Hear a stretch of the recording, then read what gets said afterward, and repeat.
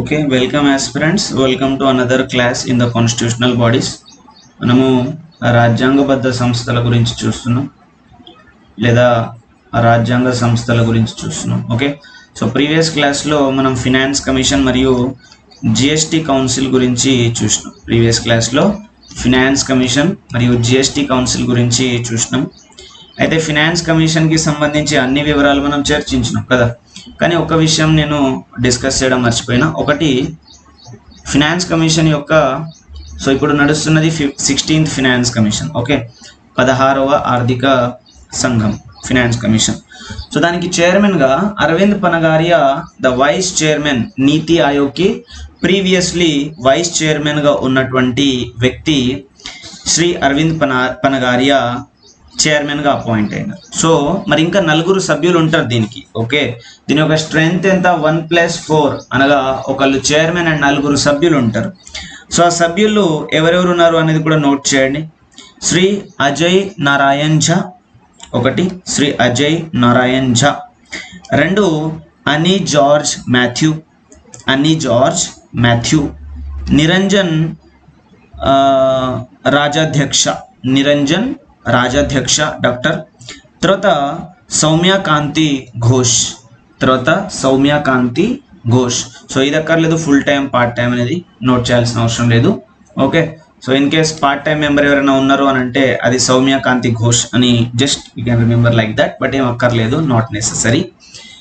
So అడగొచ్చు అనమాట, ఈ కింది వాణిలో ప్రస్తుతం ఉన్న ఫినాన్స్ కమిషన్కి సభ్యులు ఎవరు అని అడగొచ్చు.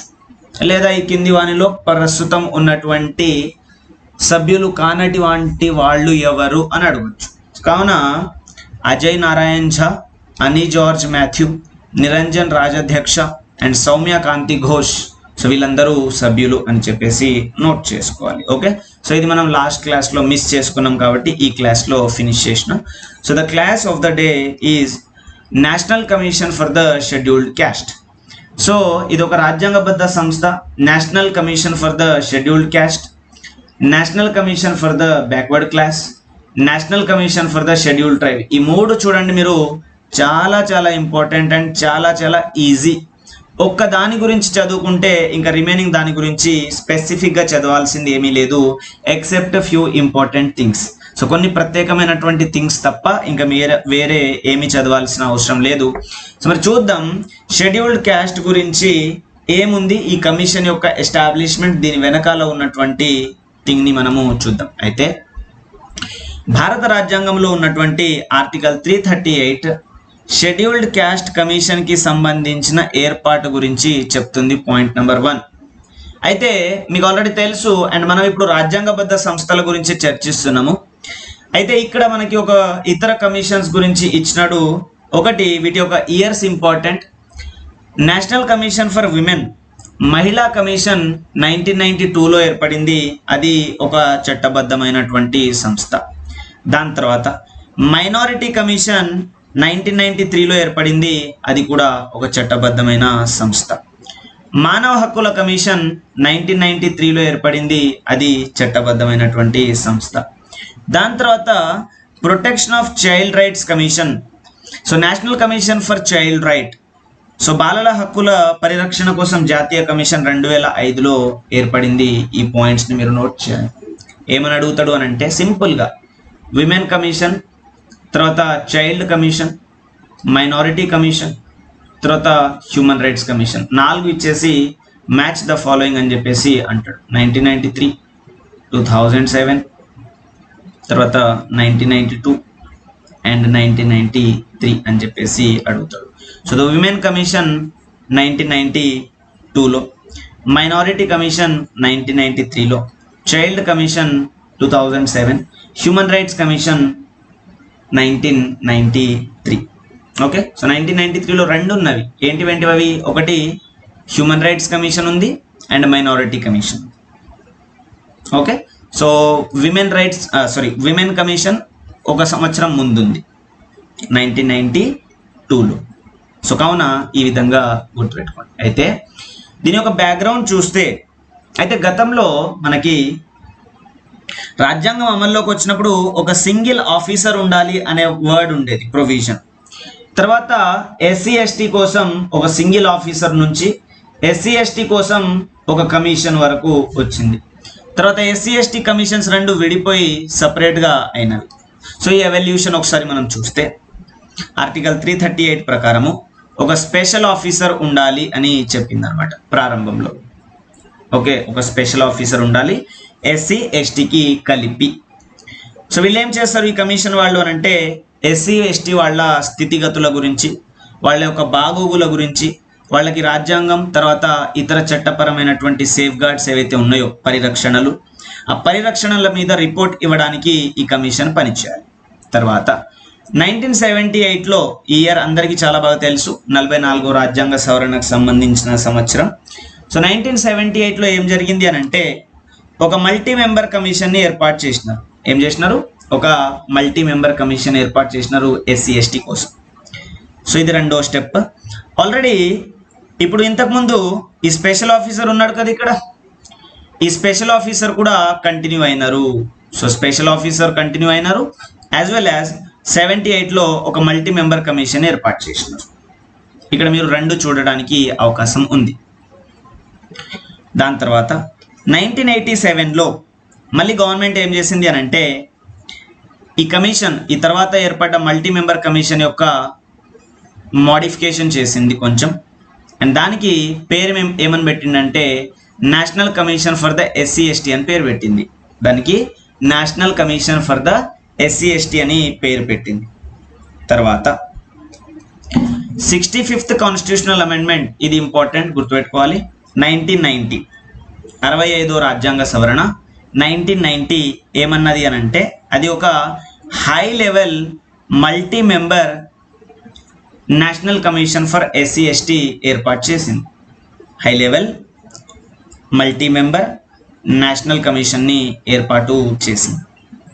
సో ఒకవేళ మీరు దీన్ని కూడా గమనిస్తే 1987లో ఇది ఒక రెజల్యూషన్ ద్వారా ఏర్పడ్డటువంటి సంస్థ. సో ఇది చట్టబద్ధమైనది కాదు, అదేవిధంగా రాజ్యాంగబద్ధమైనది కూడా కాదు. సో ఇప్పుడు వచ్చింది multi member commission for SC ST. So రాజ్యాంగం ప్రకారము ఎస్సీ ఎస్టీ కమిషన్ ఎప్పుడు ఏర్పడింది అని అంటే 1990లో ఏర్పడింది, 65వ రాజ్యాంగ సవరణ ద్వారా ఏర్పడింది. సరే మరి ముందు ఉన్నవి ఏంటి అని అంటే ఒకసారి చూడండి. ఈ ముందు ఉన్నది ఓన్లీ ఆఫీసర్ అన్నమాట, ఇది కమిషన్ కాదు, ఓన్లీ ఆఫీసర్ కమిషన్ కాదు. సరే మరి తర్వాత 78లో ఏర్పడింది కదా ఒక కమిషన్, అంటే అది ఓన్లీ రెజల్యూషన్ ద్వారా ఏర్పడ్డటువంటి కమిషన్, అది చట్టబద్ధమైనది కాదు మరియు రాజ్యాంగబద్ధమైనది కూడా కాదు. సరే మరి 1987లో ఏర్పడింది కదా, అదేంటి అని అంటే అది 1978లో ఏర్పడ్డదానికి ఎక్స్టెన్షన్ అన్నమాట. 1987లో 1978లో ఏర్పడ్డదానికి అదొక ఎక్స్టెన్షన్. కానీ రాజ్యాంగం ప్రకారము ఎస్సీ ఎస్టీకి కలిపి నేషనల్ కమిషన్ ఎప్పుడు ఏర్పడింది అని అంటే 1990లో ఏర్పడింది, 65వ రాజ్యాంగ సవరణ ద్వారా. అయితే మళ్ళీ తర్వాత 2003లో రెండు విడిపోయి national commission for ST, national commission for SC అని చెప్పేసి డివిజన్ అనేది వచ్చిందనమాట. ఓకే, రెండు విడిపోయినాయి. ఎప్పుడు సపరేట్ కమిషన్స్గా ఎప్పుడు మారినాయి అని అంటే దానికి సంబంధించిన రాజ్యాంగ సవరణ 89వది మరియు జరిగినటువంటి సంవత్సరము 2003. ఓకే, సో కావున షెడ్యూల్డ్ ట్రైబ్ కోసం 338A అనేసి ఒక కొత్త ఆర్టికల్ని సృష్టించినారు.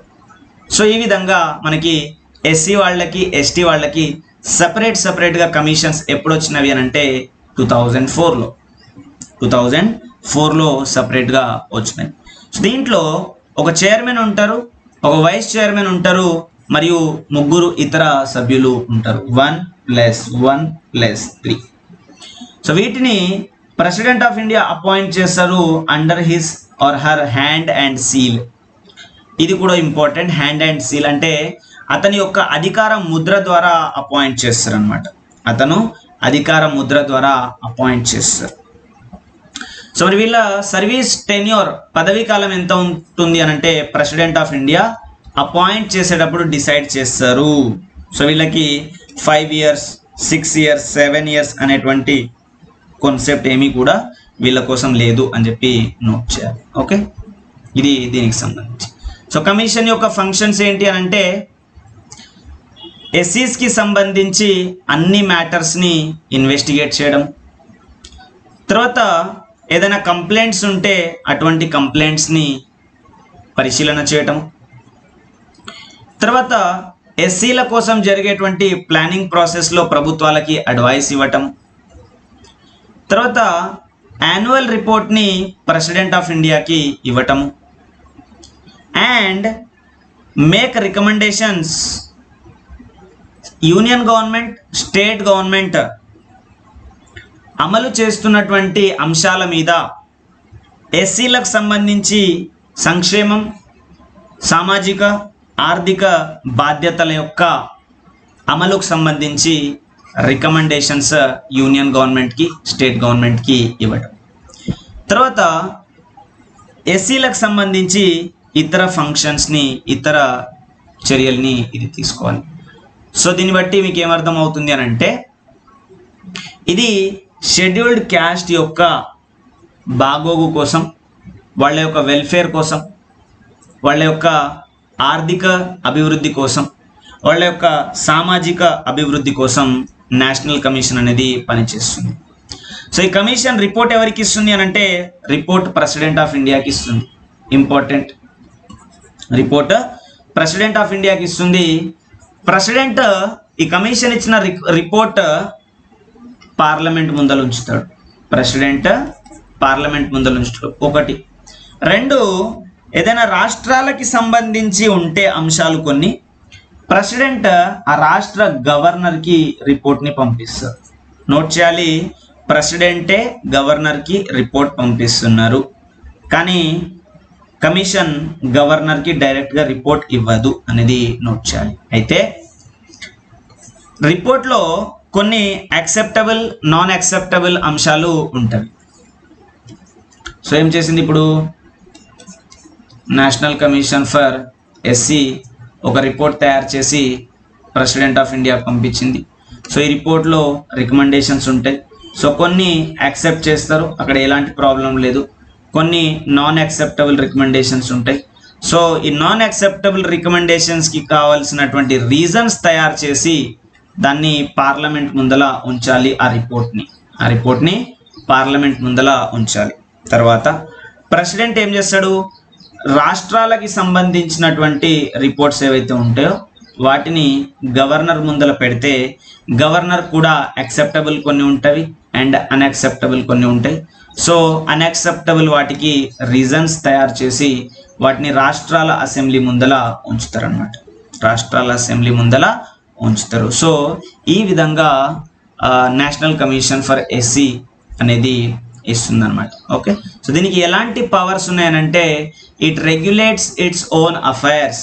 సో దానికి సంబంధించినటువంటి కార్యాచరణ అది ఓన్గా చేసుకోగలుగుతుంది అండ్ దీనికి సివిల్ కోర్ట్కి ఉండేటువంటి అధికారాలు ఉంటాయి. సో మరొక విధంగా మనం చెప్పుకోవాలి అని అంటే కోర్ట్కి ఉండేటువంటి అధికారాలు దీనికి ఉంటాయి. సో ఇది ఏదైనా ఎంక్వైరీ చేసేటప్పుడు ఎవరినైనా పిలవచ్చు, ఏ రికార్డ్నైనా తెప్పించుకోవచ్చు, ఏ ఆఫీస్ నుంచి అయినా తెప్పించుకోవచ్చు. తర్వాత ఎవరినైనా సాక్ష్యంగా నిలబడాలి అని అడగొచ్చు. ఓకే, తర్వాత ఏదైనా ఇది చేయవచ్చు అన్నమాట. ఓకే, తర్వాత central government and state government required to consult the commission on the major policy matters affecting the SC. So SC వాళ్ళకి సంబంధించి ఏదైనా పాలసీ మ్యాటర్ ఉంటే సో దాన్ని అమలు చేయటం కోసం వీళ్ళని కలవాలి. ఎవరిని? నేషనల్ కమిషన్ ఫర్ ఎస్సీని కలవాలి. సో కలిసి ఎందుకనంటే ఎస్సీ వాళ్ళ బాగోగుల గురించి చూడాలి కాబట్టి. అదే మాదిరిగా ఇప్పుడు ఆంగ్లో ఇండియన్ కమ్యూనిటీకి సంబంధించిన బాధ్యతలు కూడా ఎస్సీ కమిషన్ నిర్వహిస్తుంది. సో మీకు తెలుసు ఆంగ్లో ఇండియన్ కమ్యూనిటీ అనే ఒక కమ్యూనిటీ ఉంది అని చెప్పేసి. సో ఫారెన్ అంటే ఇంగ్లీష్ మేల్కి తర్వాత ఇండియన్ ఫీమేల్కి జన్మించినటువంటి పిల్లల్ని మనము ఆంగ్లో ఇండియన్ కమ్యూనిటీ అని అంటాం. సో అట్లాంటి వాళ్ళ బాగోగులు కూడా ఏ కమిషన్ నిర్వహిస్తుంది అని అంటే అది ఎస్సీ కమిషన్. క్వశ్చన్ అడుగుతారు, సో ఆంగ్లో ఇండియన్ కమ్యూనిటీకి సంబంధించి ఏ కమిషన్ పనిచేస్తుంది? ST commission, SC commission, BC commission. So అది ఎస్సీ కమిషన్. సో గతంలో 2018 వరకు ఇది బీసీ వాళ్ళకి కూడా బీసీ వాళ్ళ కోసం కూడా పనిచేసింది. 2018 వరకు ఎస్సీ కమిషన్ అనేది బీసీ వాళ్ళ కోసం కూడా పనిచేసింది. ఓకే, ఎస్సీ కమిషన్ బీసీ వాళ్ళ కోసం కూడా పనిచేసింది. కానీ 2018లో 102వ రాజ్యాంగ సవరణ బీసీ వాళ్ళకి సపరేట్గా ఉన్నటువంటి కాన్స్టిట్యూషనల్ స్టేటస్ అనేది ఇచ్చింది. బీసీ కమిషన్కి రాజ్యాంగ హోదా అనేది ఇవ్వటము జరిగింది. సో అప్పటి నుంచి ఇది బీసీ కమిషన్ మీద ఎలాంటి అధికారాలని కలిగి లేదు. సో నోట్ చేయాల్సిన అంశం national commission for SC. National commission for SC అనేది ఆంగ్లో ఇండియన్ కమ్యూనిటీ వాళ్ళకి సంబంధించి కూడా పనిచేస్తుంది. అనగా ఇప్పుడు ఎస్సీ వాళ్ళ కోసం ఇది ఏమేమైతే చేస్తుందో మొత్తం ఆంగ్లో ఇండియన్ కమ్యూనిటీ కోసం కూడా చేయాలి. అంటే ఆంగ్లో ఇండియన్ కమ్యూనిటీకి సంబంధించి ఏదైనా బిగ్ పాలసీ మ్యాటర్ కూడా జరుగుతుంటే ఆ బిగ్ పాలసీ మ్యాటర్స్ కోసం ఎస్సీ కమిషన్ని కన్సల్ట్ అవ్వాలి గవర్నమెంట్ వాళ్ళు. సపోజ్ గవర్నమెంట్ వాళ్ళు ఆంగ్లో ఇండియన్ కమ్యూనిటీ కోసం ఒక ప్రోగ్రామ్ తెస్తున్నారు అనుకోండి. సో అట్లా ప్రోగ్రామ్ తెచ్చేటప్పుడు వీళ్ళని కలవాలి. లేదా ఏదైనా స్కీమ్ ఇంట్రడ్యూస్ చేస్తున్నారు అనుకోండి ఆంగ్లో ఇండియన్ కోసం. సో అప్పుడు ఏ కమిషన్ని కలవాలి వీళ్ళు? నేషనల్ కమిషన్ ఫర్ ఎస్సీని కలవాలి, ఎస్సీ కమిషన్ని కలవాలన్నమాట. సో ఇది కాన్సెప్ట్. ఓకే, సో ఒకసారి మళ్ళీ చూడండి, ఇంపార్టెంట్ మనకి national commission for SC. And ఒక్క కమిషన్ గురించి నేర్చుకుంటే మిగతా కమిషన్స్ అన్నిటికీ కూడా సిమిలర్ ప్రొవిజన్స్ ఉంటవి. జస్ట్ కొన్ని ఫ్యాక్ట్స్ ఉంటాయి నోట్ చేయాల్సినవి అంతే. ఓకే, చూద్దాం. ఓకే, సో చూడండి, ఇదే సేమ్ క్లాస్ మీద క్వశ్చన్స్, నేషనల్ కమిషన్ ఎస్సీ మీద క్వశ్చన్స్ ఇవి. భారత రాజ్యాంగంలోని ఏ అధికరణం నేరుగా జాతీయ షెడ్యూల్డ్ కులాల కమిషన్ను ఏర్పాటు చేస్తుంది? 338. తర్వాత సో ఆర్టికల్ 338 అసలు పాత్ర ఏమిటి? సో ఇది ఒక ప్రత్యేక అధికారి నియామకం గురించి చెప్తుంది అనమాట నార్మల్గా. తర్వాత జాతీయ ఎస్సీ ఎస్టీ కమిషన్ పేరును జాతీయ ఎస్సీ ఎస్టీ కమిషనర్గా ఎప్పుడు మార్చారు, కమిషన్గా ఎప్పుడు మార్చినారు అని చెప్పేసి అంటున్నారు. సో అది 1987లో. సో ఇది ఈ పాయింట్ అనమాట. మనకి 1978లో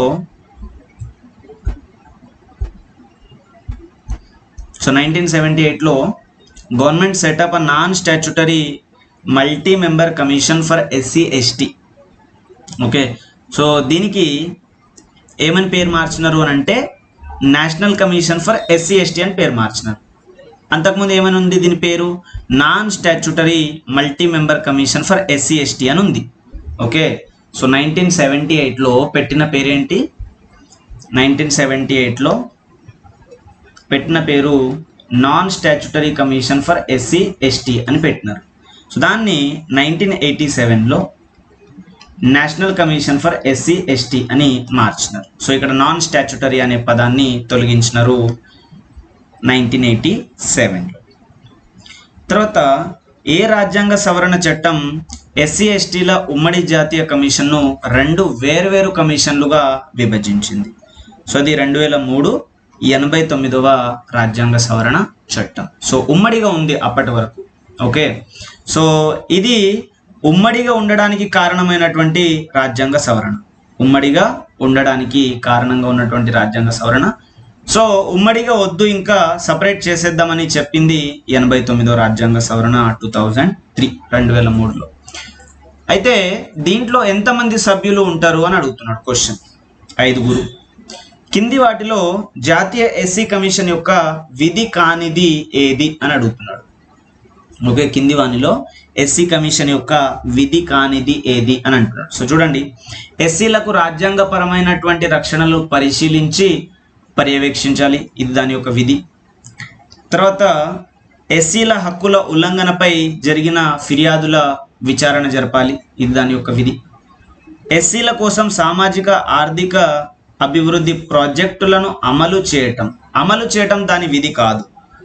ఆర్థిక సామాజిక అభివృద్ధి కోసం రికమెండేషన్స్ ఇవ్వడం దాని యొక్క విధి. పర్యవేక్షణ చేయటం దాని యొక్క విధి, అమలు చేయటం కాదు. చూసినారా, చిన్న పదం. సో అమలు చేయటము దాని యొక్క విధి కాదు. సో కాబట్టి ఇది ఆన్సర్. సో రాష్ట్రపతికి వార్షిక నివేదికలు సమర్పించడం, ఇది కూడా కరెక్ట్.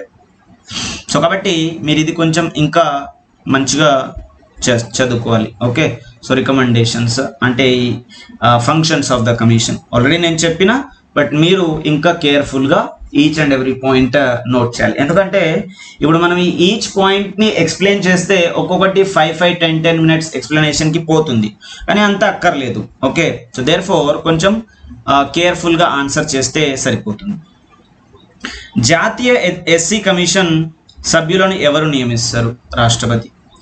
ఏదైనా కేసుకు దర్యాప్తు చేసేటప్పుడు లేదా ఏదైనా ఫిర్యాదుని విచారించేటప్పుడు కమిషన్కి ఎటువంటి అధికారాలు ఉన్నాయి అంటే పైవన్నీ అంట ఏమేమి ఉన్నాయి? ఎవరినైనా బలవంతం చేయటం, సో ఇది తప్పు పదం, ఇంగ్లీష్ నుంచి ట్రాన్స్లేట్ చేసినాం కాబట్టి. సో ప్రమాణ స్వీకారం చేయించడం, సాక్షులని విచారించడము. బలవంతం చేయడం అంటే ఎవరినైనా ఫోర్స్ఫుల్గా తీసుకురావచ్చు అనమాట సాక్ష్యం చెప్పడానికి. తర్వాత డాక్యుమెంట్లు తెప్పించుకోవడము, తర్వాత డాక్యుమెంట్ల యొక్క ప్రొడక్షన్ అంటే ఏదైనా ఒక ఆఫీస్ నుంచి డాక్యుమెంట్స్ తెప్పించుకోవడం అట్లా. సో సాక్ష్యాల విచారణ కోసం సమన్లు జారీ చేయడం, సమన్లు అని అంటే పిలిపించడం అనమాట. ఈరోజు నడుస్తుంది ప్రోగ్రామ్, మీరు వచ్చి మాట్లాడాలి అని చెప్పేసి. Okay, so until which year was the commission required to discharge similar functions with regard to the OBC? So ఇప్పుడు పైన చర్చించిన ఎస్సీ వాళ్ళ కోసం చేసే ప్రతి పనిని కూడా ఓబీసీ వాళ్ళకు కూడా ఇది చేసేది. ఎప్పటి వరకు అని అంటే అది 2018 వరకు. ఎందుకు? 2018లో 102వ రాజ్యాంగ సవరణ బీసీ కమిషన్కి రాజ్యాంగ హోదా అనేది ఇచ్చింది. బీసీ కమిషన్కి రాజ్యాంగ హోదా అనేది ఇచ్చింది కాబట్టి ఇంకా అది అక్కడి నుంచి తొలగిపోయింది. సో ఇప్పటికీ కూడా ఎస్సీలతో పాటు ఏ ఇతర సామాజిక వర్గానికి చెందినటువంటి రాజ్యాంగ మరియు చట్టపరమైనటువంటి రక్షణలపైన కమిషన్ విచారణ జరిపి నివేదిక ఇవ్వాలి అని అంటే అది ఆంగ్లో ఇండియన్ కమ్యూనిటీకి సంబంధించి. ఓకే, ఎవరికి సంబంధించి? ఆంగ్లో ఇండియన్ కమ్యూనిటీకి సంబంధించి చేయాలన్నమాట. సో ఇది నేషనల్ కమిషన్ ఫర్ ఎస్సీకి ఉన్నటువంటి ఒక బ్యాక్గ్రౌండ్ అండ్ దానికి సంబంధించినటువంటి ఇంపార్టెంట్ క్వశ్చన్స్ అండ్ ఈ వేలో ప్రిపేర్ అవ్వాలి. సార్ ఇవి 1 వర్డ్ ఆన్సర్స్ కదా, దీన్ని కొంచెం డిఫికల్ట్గా ఎట్లా చేస్తారు అని అంటే స్టేట్మెంట్ టైప్ క్వశ్చన్ తయారు చేస్తున్నా చూడండి. So SC commission article 338A ప్రకారం ఏర్పడింది, మొత్తం వినండి. తర్వాత రెండో స్టేట్మెంట్ వచ్చేసి రెండో statement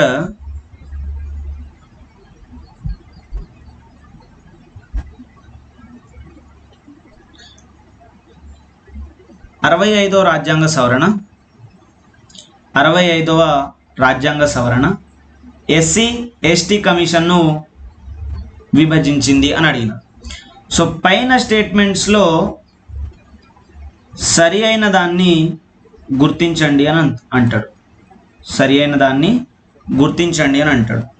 option A 1 only, option B 2 only, option C both 1 and 2, option D neither nor, neither 1 nor 2 అని ఇస్తాడు.